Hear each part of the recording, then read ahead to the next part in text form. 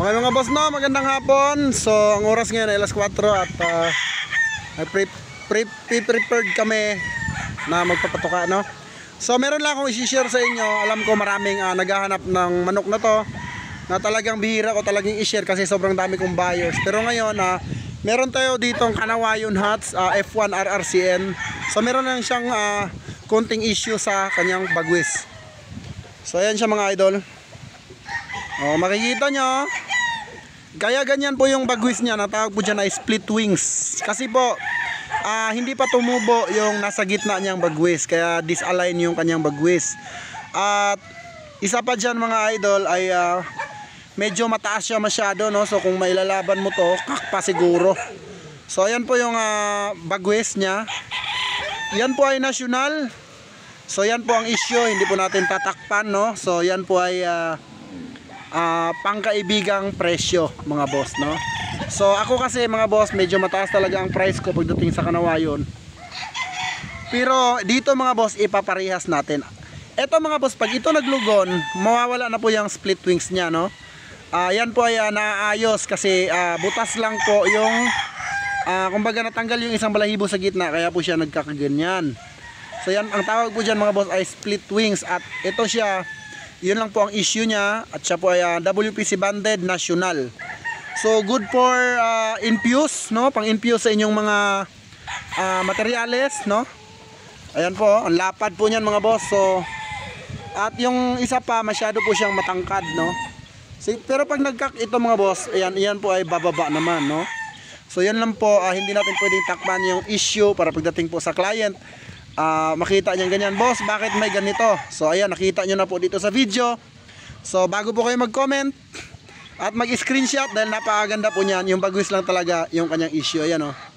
So pag dumating sa inyo, ganyan po talaga yung bagwis niya. Pero pag tumubo na yung nasa gitna niyan, yan po ay mawawala na. Or kung palulugunin nyo or gagawin yung broodcock, ay wala pong problema ang split wings.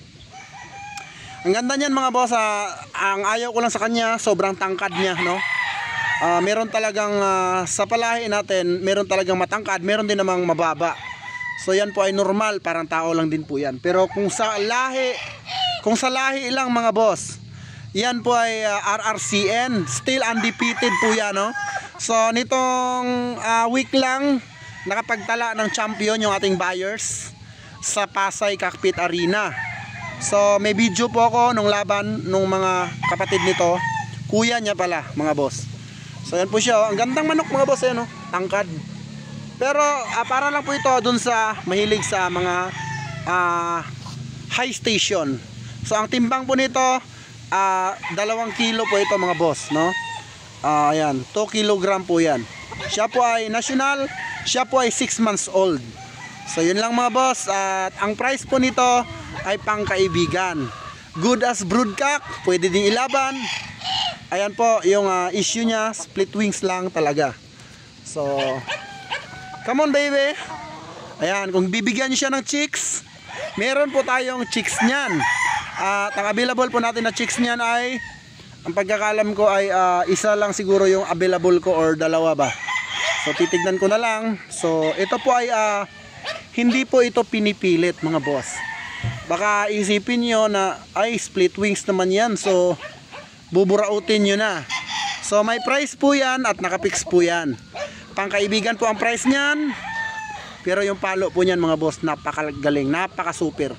At medyo mailap po siya mga boss, dahil siya po ay national. At ayun, kakapanglaban pa lang niya. So yan lang mga boss, maraming salamat and God bless you all.